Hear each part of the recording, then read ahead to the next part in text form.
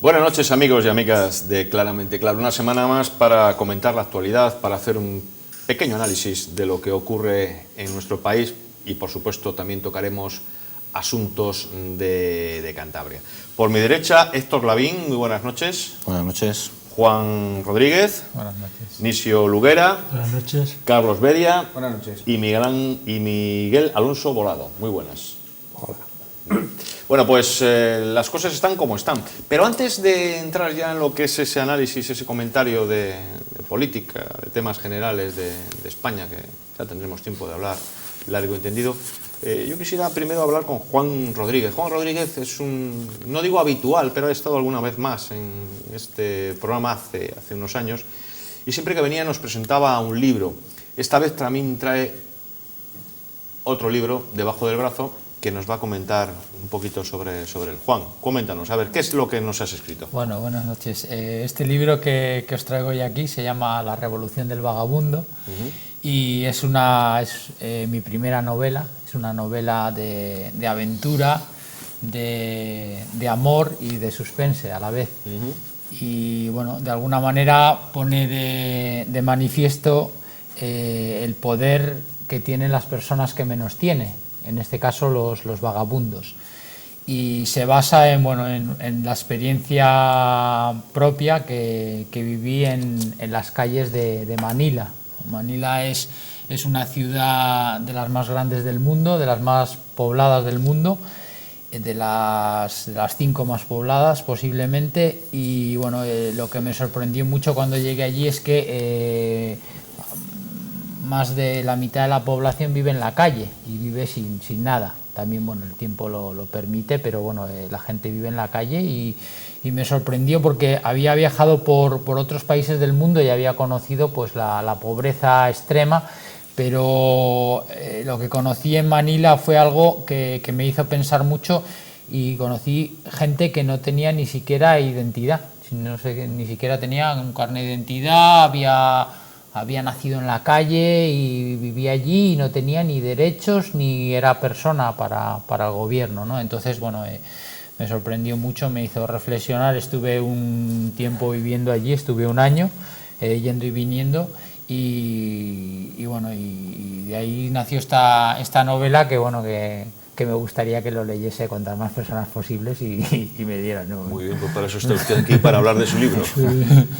Me sorprende gracias. lo que me dices, que no son ni personas para el gobierno, es decir, no son ni personas.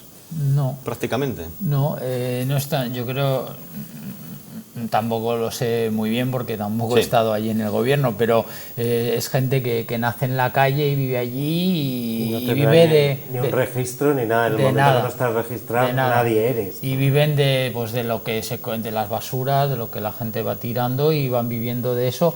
Y de alguna manera esta novela lo que me hizo reflexionar es el poder que tenían todas esas personas que vivían en la calle 24 horas y que tenían pues muchas cosas que podían hacer, y de alguna manera también podían ser podían poner en peligro también la gobernabilidad del lugar, aunque ellos no eran conscientes de eso, ¿no? Entonces de ahí viene la revolución del vagabundo, de una persona que trata con ellos, que de alguna manera les intenta organizar, y bueno, y de ahí sale esta novela. Muy bien, pues tenemos la suerte porque además hoy estamos rodeados de escritores. También Héctor Lavín de Camargo también es escritor. ¿Ha puesto alguna obra? Cuéntanos un poquito, a ver. Bueno, escritor no, es que, a ver, tuve el gran placer en este último año de cumplir un sueño, de cumplir un proyecto, de publicar 3 cuentos que había escrito a lo largo de los años pues para mis hijos. Bueno, escritor. Sí, de cuentos infantiles. Y luego, pues, bueno, pues por circunstancias de la vida cayeron en manos de un editor que le pareció posible, viable el proyecto, y mira, empezamos a andar ese camino tan desconocido, que él también lo sabe, y al final fuimos buscando, fuimos viendo, fuimos trabajando en conjunto, junto con el ilustrador, el editor y demás, y hemos conseguido pues sacar... pues tener en la calle esos tres cuentos infantiles, sí. Y la verdad es que es una experiencia pues muy bonita, porque es cumplir un sueño, y no tan solo cumplir un sueño, sino haberlo cumplido además con los protagonistas, ¿no?, de ese sueño para quien los escribí, para mis hijos. Y bueno, la verdad es que es una satisfacción, ¿no? Es decir, una cosa más hecha en la vida. Pues sí, en Santander tienen escritores, en Camargo tienen escritores, en Cabezón de la Sal también. Miguel, cuéntanos también tu libro, ¿no? ¿Lo presentaste el año pasado? Lo presenté el año pasado, sí. A ver, yo me había dedicado mucho tiempo profesionalmente a escribir, pero a escribir, digamos, para otros y para políticos, para gabinetes de prensa, para... Bueno, ya había escrito algo de poesía así, más de jovencito. Y bueno, pues hace 3 años o una cosa así se me ocurrió que podría escribir una novela porque me estaba dedicando al mundo empresarial y había dejado de escribir y lo echaba mucho en falta.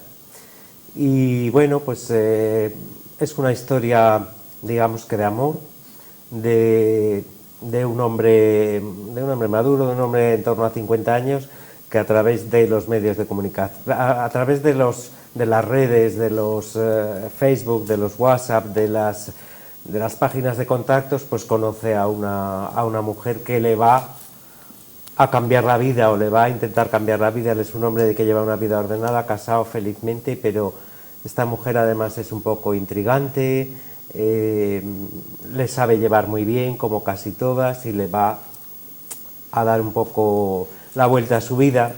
Se habla también mucho de la amistad, porque él tiene un gran amigo con el que comenta todas estas cosas, y bueno, trata un poco ese tema, mucho ese tema, sobre la madurez, el amor, el proyecto de vida. Bien, un poco eso. Pues entramos en materia. Estos últimos días hemos podido comprobar de que seguimos sin gobierno, sin acuerdos, ¿no? Pedro Sánchez no llega a un acuerdo con las demás fuerzas políticas, no alcanza el respaldo suficiente y, en definitiva, lo dicho, estamos con un gobierno provisional, pero no realmente con un gobierno de lo que haya podido salir de las urnas el 20 de diciembre. Héctor, danos tu opinión. Bueno, pues lo primero hay que decir, ¿no?, que como opiniones, yo siempre tengo ese concepto, ¿no?, y trato de explicarlo para no levantar ampollas y tal. Una opinión es un ombligo, ¿no?, o es como un ombligo. Lo único que sucede, que todos tenemos uno. Lo único que tienes que ser consciente es de que es el tuyo y no el del centro del mundo, ¿no? Y a partir de ahí puedes generar una opinión sin intentar sin llegar a molestar.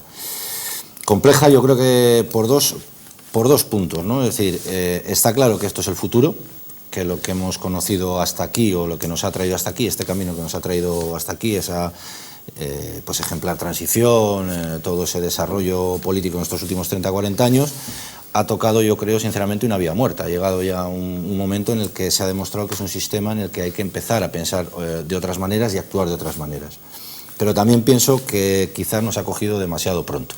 Es decir, quiero decir con esto, lo hablábamos antes un poco fuera, tenemos que empezar a trabajar este método y tenemos que empezar a saber trabajar este método, ¿no? Es decir, desde la municipalidad, que digamos es cuando ya empezaron este tipo de nueva política, por decirlo así, es decir, ya con las elecciones municipales ya se vio en todo el territorio nacional, comarcal, como lo queráis poner, pues que había que relacionarse de otra manera, ¿no? Los grupos políticos y las personas que estamos al frente de esos grupos políticos o representando a los vecinos, ¿no?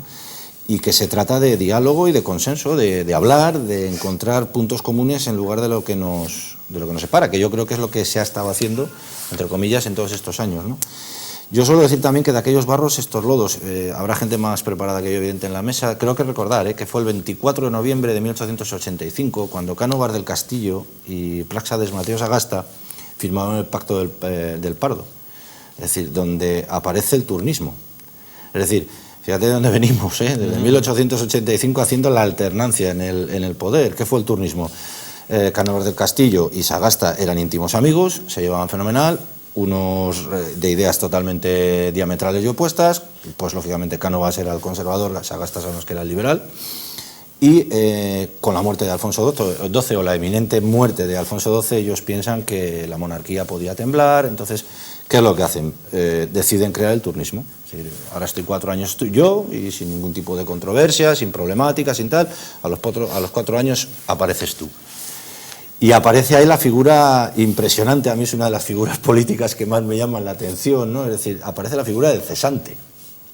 que era el cesante, es decir, evidentemente era aquel que durante el turno de su grupo durante 4 años cobraba los 20 reales y sabía que le iban a venir otros 4 años donde no iba a haber los reales, pero que debía esperar, y ese era el turno de la cesantía, hasta que a los próximos 4 años volviera a acceder.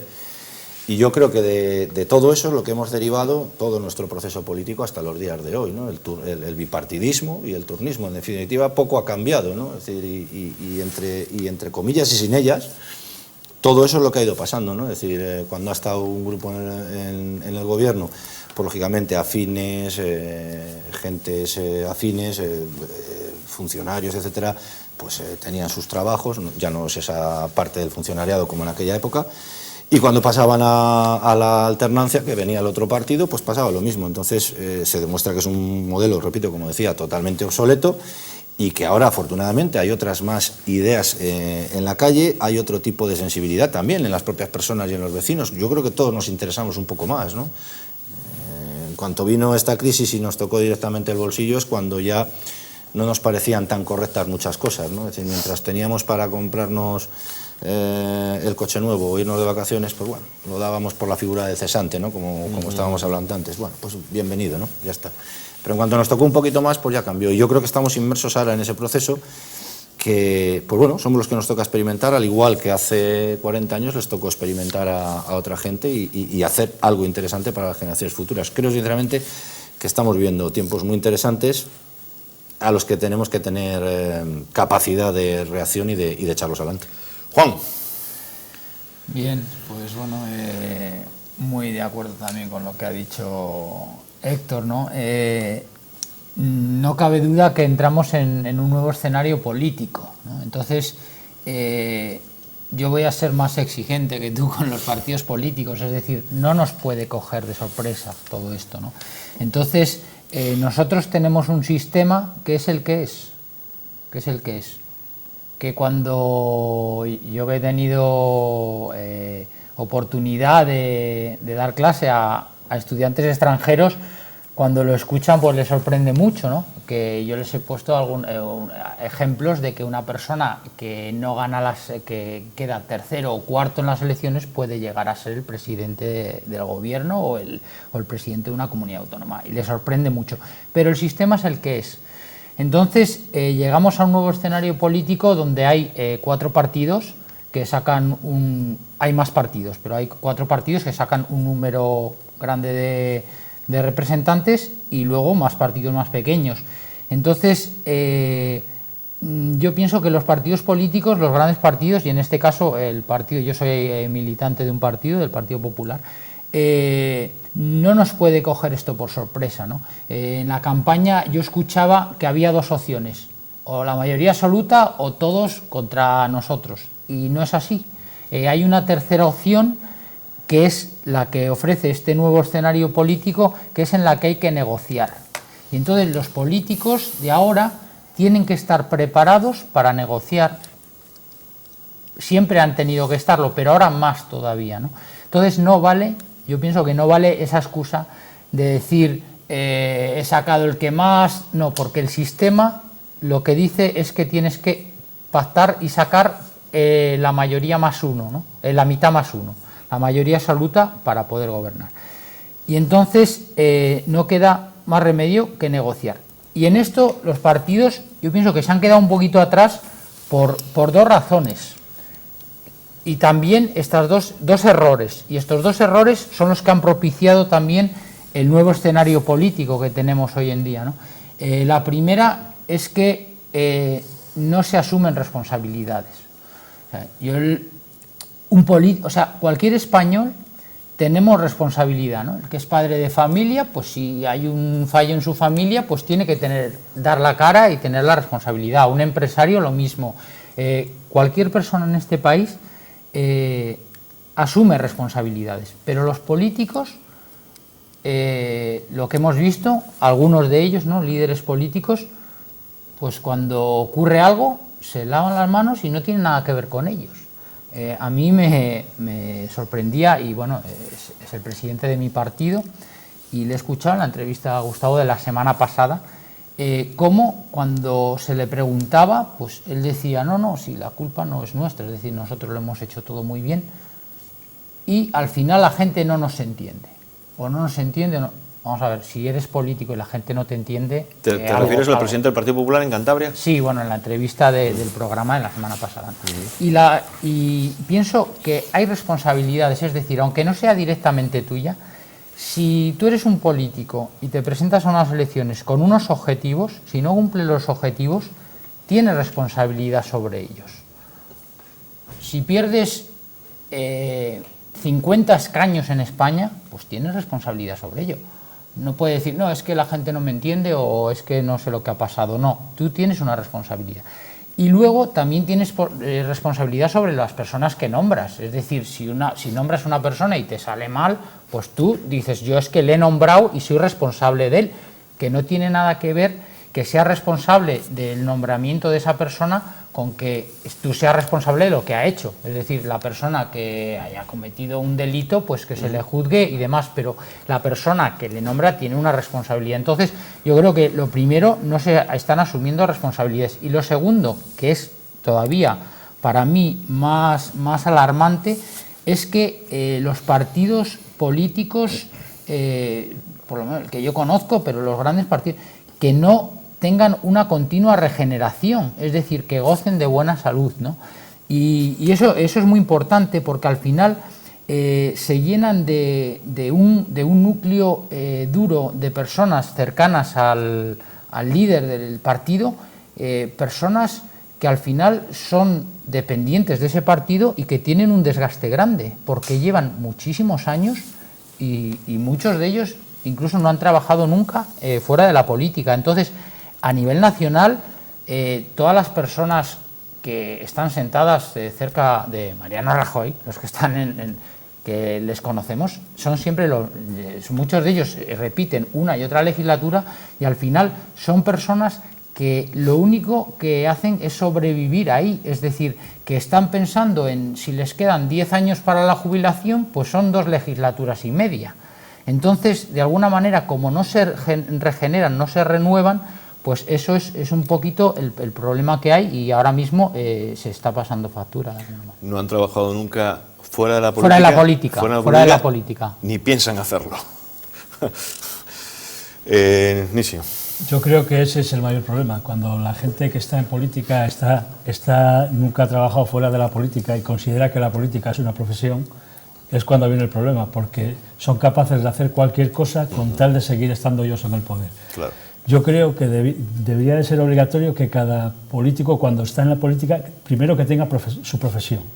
Luego, tú ahora estás en política y mañana puedes estar en tu profesión tranquilamente. Pero es que hay gente que les oyes hablar y te dicen, profesión, político, y no lo entiendes. Y dices, ¿cómo profesión político? No existe como profesión político. Hombre, ¿no? yo estudio ciencias políticas, sí, entonces sí podría decir... Sí, en ese caso sí, pero... Es un chiste. Es un chiste, claro. Pero al final... Al final como profesión no existe. Y en cuanto a la hora de pactar unos con otros o negociar, yo creo que lo primero que se debe poner, primero son los programas encima de la mesa. Buscar lo que hay en común en esos programas. Y luego buscar cómo puedes llegar a un consenso en lo que separa a esos programas, para poder llegar y luego ser consciente de que cuando estás en una negociación siempre vas a perder algo. O sea, no intentes tú decir o esto o nada, porque entonces no podrá haber acuerdo nunca. Ese creo que es uno de los mayores problemas que tiene ahora mismo a la hora de negociar. Hay sectores que no quieren negociar, que dicen, no, es esto o nada. Y dices, no, vamos primero a poner los programas encima de la mesa. Vamos a ver lo que tenemos en común en esos programas y ahora vamos a ver qué es lo que nos separa. Y vamos a intentar sacar a la sociedad de este declive que tiene. Si no nos sentamos y empezamos a funcionar así, no funcionaremos nunca. Porque si estamos pensando, lo primero, ¿qué hay de lo mío? Ya empezamos mal, porque lo tuyo es la sociedad. Los problemas del empresario, del obrero, ese es el problema que hay. No lo tuyo personalmente. Y mientras no cambiemos ese chip, bajo mi punto de vista, que no quiere decir que yo tenga razón, no hay forma de cambiar el tema de la política. Carlos. Yo creo que hay varios aspectos, pero si nos centramos más en lo que es lo que está pasando en Madrid, porque bueno, a nivel regional hay muchas alternativas, muchas cuestiones. Se habla de que no se puede vivir de la política. Bueno, Revilla lleva viviendo la política desde el año 82 y es presidente del gobierno y a todo el mundo le parece muy bien, pero lleva viviendo la política desde el año 82. Entonces, ¿hasta qué punto eso es normal, bueno o malo? Pues es lo que ha querido la gente, evidentemente, porque lo han votado y eso hay que respetarlo democráticamente. Hay gente que tiene unas carreras políticas más altas, más largas y otras menos, pero si la gente te sigue votando, pues al final tienes derecho a continuar. Otra cosa es que se modifique la ley para que se diga que solo 8 años y tal, que se puede estar más o menos de acuerdo. Yo entiendo que eso debería ser para todos, es decir, no que sea voluntario, ¿no? No, lo que hizo Aznar, a mí, por ejemplo, no me pareció normal. Dijo, no, yo solo voy a estar 8 años y luego me voy. Y así dejó lo que dejó y pasó lo que pasó, ¿no? Es decir, otra cosa es como en Estados Unidos, que dices, bueno, 8 años, sabes que el presidente va a estar 8 años y una vez es elegido en el segundo mandato, pues ya sabes que empieza la campaña electoral pero tiene una estructura y unos comportamientos distintos y sabes que son 8 años, ¿no? Otra cosa es que en el Senado americano y en el Congreso no es así, también son carreras vitalicias. No, perdona, ¿puedo? Sí. Sí, no, perdona, Carlos. Una cosa, yo estoy de acuerdo que se puede vivir de la política, por supuesto que sí. Claro. Es decir, lo que estoy diciendo es que cuando los partidos se llenan de un grupo, de un núcleo duro, que cierran el partido y de alguna manera a ese presidente, es decir, no le dejan irse. Es decir, porque si Rajoy se va, se van todos con él. Entonces, de alguna manera, eso lo que deriva para mí es en que no asumen responsabilidades y en que no regeneran el partido. Ese es el problema que hay, pero sí se puede, claro que se puede vivir de la política. Digo pero que depende, yo creo que eso depende mucho pues también de las elecciones y los resultados electorales. Es que es así. Mucha gente se ha producido una limpia ahora de muchos históricos, de tanto el Partido Popular como de Izquierda Unida, como del Partido Socialista, que los propios electores son los que les han dado la espalda, ¿no? Es así. Pero respecto a las elecciones, al debate, que a mí me pareció, yo creo que es uno de los mayores ridículos que se ha producido en democracia y para mí una falta de respeto absoluta, es ir a presentarte como presidente de España sabiendo que no tienes los votos suficientes. Es decir, tú no puedes ir a un parlamento, decir, votarme, quiero ser presidente, tengo 90 de 350 diputados, empezando por ahí, tengo 90. Quiero ser presidente porque quiero ser presidente, que es muy legítimo, pero es que no tienen los votos suficientes. Y tú no puedes ir a un parlamento y decir, oiga, absténganse ustedes para que no gobierne yo con Podemos, por ejemplo, que es lo que se ha dicho ahí. Oiga, eso no es negociar. Eso no es un juego democrático. Es decir, yo puedo, antes de empezar, negocio con esto, con el otro, y digo, mira, hacemos esto, que estamos de acuerdo en esto, no estamos de acuerdo aquí, vamos a llegar a un acuerdo nacional. PSOE y PP podrían tener no 2/3 de mayoría, que incluso todo lo que es modificación de leyes electorales, por aquí se dice muy fácil eso. No, yo he pactado con Ciudadanos modificar la ley electoral. Pero bueno, primero de política. Para modificar la ley electoral hacen falta 2/3 de los diputados del Parlamento. Oiga, usted habrá pactado lo que quiera, pero si no tiene 2/3 de 350, pues no puedes modificar. Entonces, a mí, en ese sentido, me parece que se cometió un error. A partir de ahí, pues yo creo que ahora tienen que volver a corregir el asunto. Hay solución. Miguel, y nos vamos enseguida a la publicidad. A mí no me parece un error, me parece que tiene un mandato claro de intentarlo y que el debate de investidura es para eso, para ver si se le nombra presidente o no. A ver, conseguir los votos, saber los votos antes de que haya el debate es estupendo, pero a ver, el momento es ese de exponer tu programa, de decir cuáles van a ser tus líneas maestras, y es el momento en que luego la Cámara te votará o no, porque si no vas a la Cámara porque no vas a tener votos, pues estás haciendo lo de Rajoy. Claro. Como no tengo bastante, me quedo en casa. Bueno, ¿qué tontería es esa? No, en casa no, es respetar la voluntad mayoritaria. Oye, yo sé que no voy a ser elegido. Pues no, pero ¿por qué no sabes que no vas a ser elegido? En un momento debería haber negociado. No, porque pero si es que se sabía, igual que se sabía que Pedro Sánchez no iba a salir, porque evidentemente hay votos a favor y votos en contra. Y no se ha cambiado. El debate, ¿tú sinceramente crees que el debate modifica el cambio del voto de los partidos que están en el Congreso? Pero es su naturaleza, es su naturaleza, no, es un debate. Se llama debate y es por algo. Claro, pero no el debate, que es una negociación. El debate y la negociación. El debate no es una negociación, el debate es exponer lo que tú dices. No has negociado previamente. ¿Por qué has negociado con Ciudadanos y con el resto no? A mí lo que me parece una cobardía es decir, te dice el rey que intentes formar gobierno y dices, no, yo es que no quiero saber nada. Cuando hay otro señor que se le ofrece, dice, bueno, pues voy a intentarlo y voy al Parlamento A mí me y parece presento que mi no. programa y ya tengo un acuerdo con unos. Voy a intentarlo con los demás. Si lo consigo bien y si no, mala suerte, pero no A es mí decir... me parece obligatorio. Claro, Hombre, yo creo lo que es evidente que se parte de la base, Hurtarle a la Cámara se parte de la eso base me del parece error. ante Es decir, todo. porque el partido más votado es el que está obligado. Siento cortarles, pero la publicidad Sí, es la sí. publicidad. Nos vamos a escuchar el comentario de Alejandro Entre Ambas Aguas y ya después nos vamos a la publicidad. Alejandro, cuando quieras. Saludos, Gustavo. Pues efectivamente, el comentario político me gustaría hoy dirigirlo, como no podía ser de otra manera, a la serie de reacciones que hemos visto a lo largo de la semana pasada, que es cuando se ha intentado investir presidente a Pedro Sánchez. No habíamos asistido nunca a una situación tan ridícula políticamente. Y me atrevo a decir que ha fracasado por 3 razones. Primera, porque no tenemos presidente del gobierno. Segundo, porque la aritmética parlamentaria no le daba los apoyos suficientes como para ponerse al frente de la presidencia del gobierno. Y tercero, porque cuando el rey, como mínimo, te convoca para intentar formar gobierno, lo que no se puede es engañar a un electorado y pactar a posteriori. Es decir, buscar todo tipo de remedios, todo tipo de parches para llegar a la presidencia del gobierno al precio que sea. Yo creo que el Partido Socialista en estos momentos se encuentra en una situación bastante difícil, también se encuentra en una situación bastante complicada Ciudadanos, la formación de Albert Rivera, que ha pactado con el Partido Socialista a priori. En primer lugar, decir que este pacto no sé para qué sirve. No sé para qué sirve en cuanto a que no le vio ninguna solución y ningún avance. Y en segundo lugar, porque en el hipotético caso, yo creo que en el acertado y en el muy posible caso de que se celebren elecciones de nuevo, estos dos partidos van a tener una situación bastante complicada. El Partido Socialista, primero por incoherencia, y el partido de Albert Rivera, porque si antes de las elecciones se presentaba a un electorado de cara a un partido de centro y a un partido, sobre todo, renovador, va a tener muy complicado no presentarse a unos nuevos votantes como formación independiente. Así que nos encontramos en una situación en la que Podemos también está metida, porque cabe recordar que el Partido Socialista ha amenazado a la formación morada de que si no se abstienen pueden retirar su apoyo en los principales ayuntamientos, que recordemos que aquí en Madrid o en Barcelona están gobernando.